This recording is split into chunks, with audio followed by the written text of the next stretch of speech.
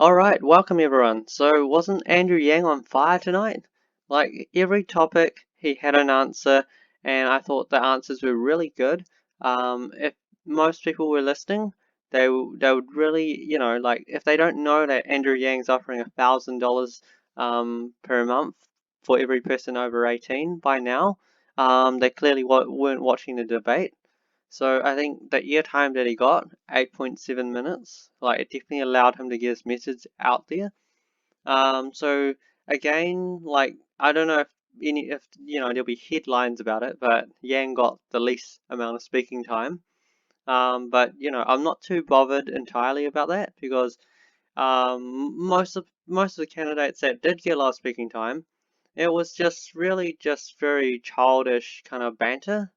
Um, like I thought there were some good debates, but it was just a lot of referencing and in candidates trying to get each other rather than going, let's focus on the future and actual policies to solve these solutions rather than let's just banter about this and this and this. So like there was, half of it was really good, but the other half was just like for example, when they first started, it went Biden and then Harris replied, and they would say, "Oh, would you want to apply to Harris, Biden?" And he was like, "Yep." And then Harris gets a rebuttal again, and then Biden goes again, and that exchange between them probably went for good few minutes at least.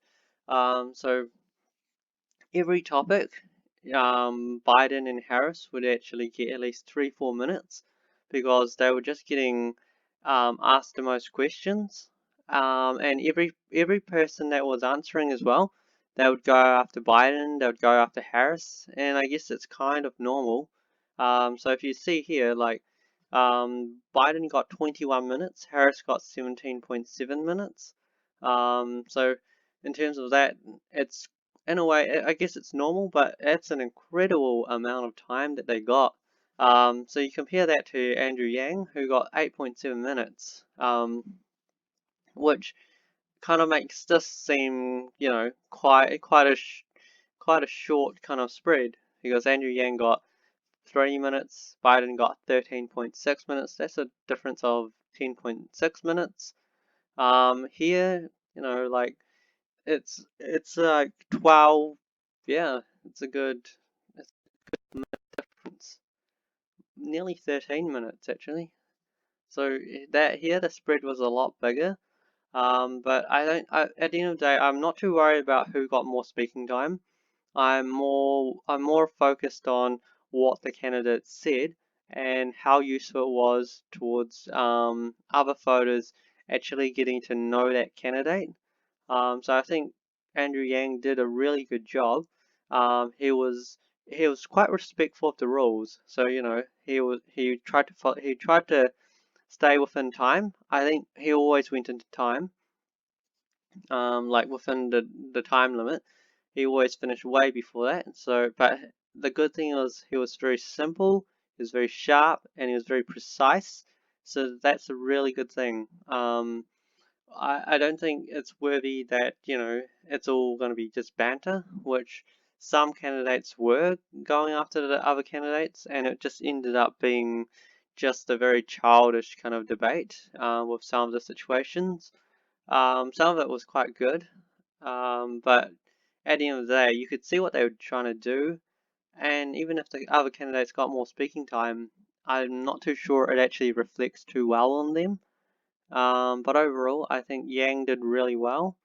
Um, I think CNN, the format is quite good. I would like to see them cut down on the whole trying to just pit candidates against each other. I would actually prefer more the open debate where they ask the candidate a question, other people want a rebuttal that they can. Like, I mean, in the first debate, Andrew Yang could put his hand up and he could try to interject, but his microphone obviously didn't work, so that wasn't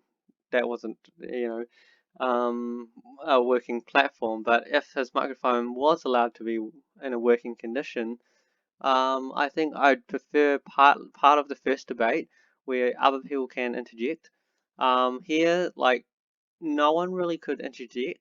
It was more someone just replying to someone else, and if only if it had relevance, or else they'll just you would actually rely on them calling on the candidate, which it's not a terrible method, but with 10 candidates you don't know who wants to speak and who doesn't.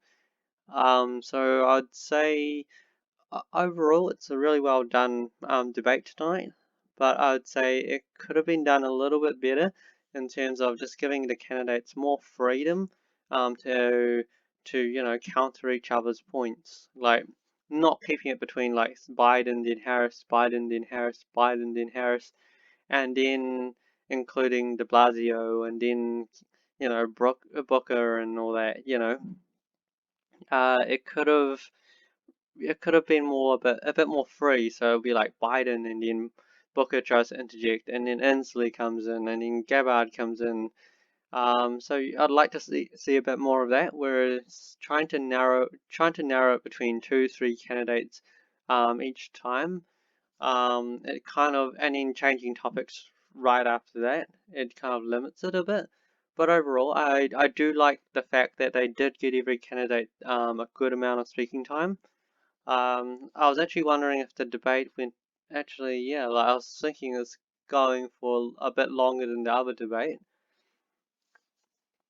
But overall, yeah, I think I'm quite pleased about it. Andrew Yang did a really good job. I couldn't, yeah, I wouldn't say it was, outstanding for every candidate. Like, I'm not too sure you get anything too new, because most of these candidates they're just kind of trying to get each other. But overall, yeah, I I'd say in terms of Yang, the one factor that works really well is anyone that was watching the debate, they probably should know that he's giving out $1,000 by now. If they don't, then they probably weren't paying attention.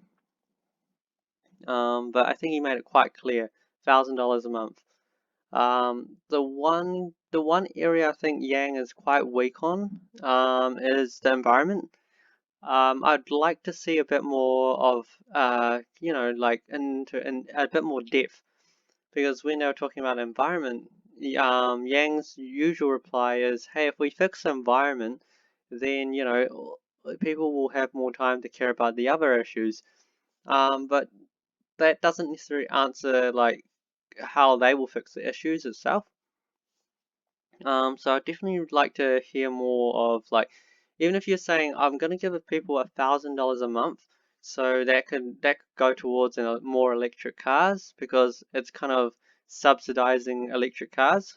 It gives you $12,000 that you could possibly spend on electric cars, or planting more trees or something like that. But I don't think he answers that directly. He just says, if we fix the economy, then people will have more time to focus on the environment. So it's not really directly answered. So I usually see that as his weaker topic. So apart from that, I think he did quite a good job overall. Yeah, so what do you guys think? Let me know. I'd be quite interested to hear. But overall, I'm pretty pleased. I was actually very happy. Like initially, I thought CNN might be trying to just like cut a few people out, because they were just very narrowing down everything between Biden and Harris.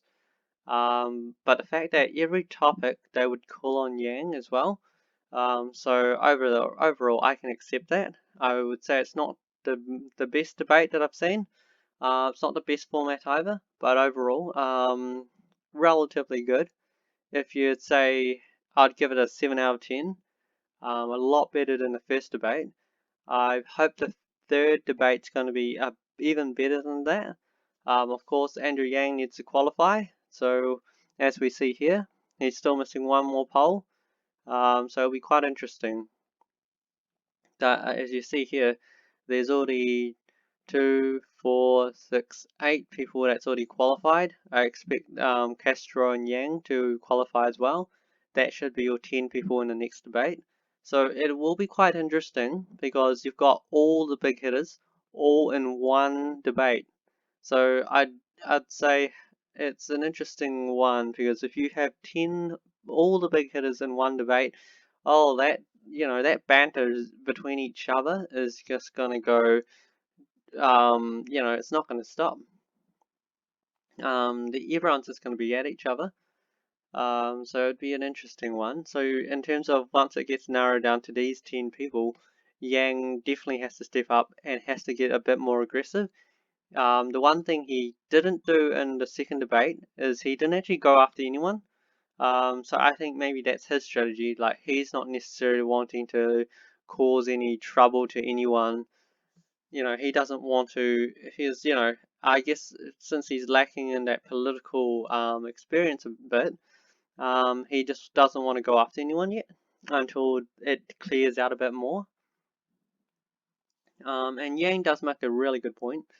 Like if you see all these names down here, they all have a decent amount of support that gave them the confidence to go after the presidency.